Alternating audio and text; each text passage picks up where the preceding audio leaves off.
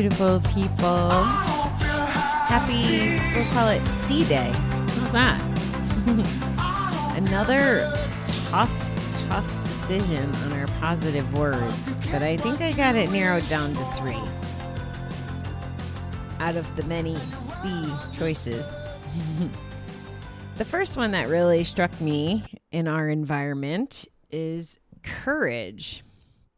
The ability to do something that frightens one. Or strength in the face of pain or grief. That one's pretty relatable to abstinence or making change in your life. That takes a lot of courage.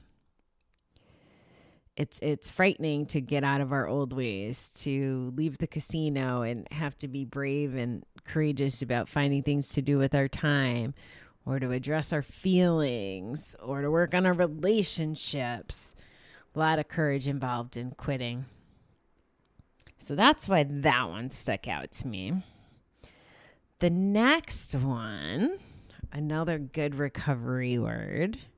Thank you to everybody playing the game in the rooms on Facebook. That's very helpful. Is connection. And I've heard, and you've probably heard the good old saying, the opposite of addiction is connection. So that was part of why I selected this one. According to the good old internet, we got a ton of different definitions. Obviously, I won't read them all, but in a relationship in which a person, thing, or idea is linked or associated with something else. So for us in the recovery context, or the, united away from the addiction context, I think that's a good one. In a relationship with a person or idea associated with something else. So we'd be associated with each other and connected through our journey, or through giving up gambling, or, wow, the irony,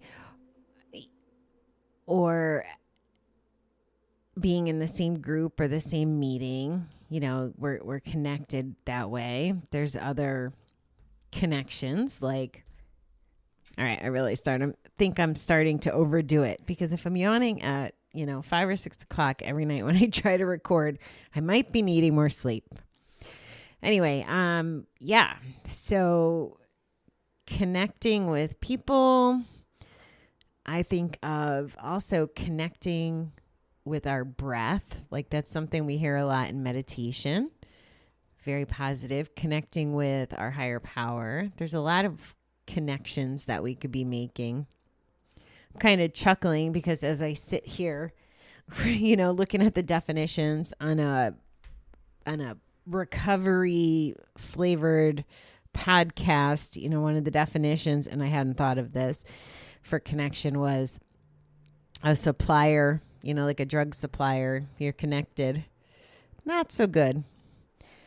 All right. I guess we should work on the last one. I guess these are all kind of cozy words tonight. Cozy, another C word. So the last one, and I do this, and I think you probably do this. Well, hopefully we all have a little of this in us.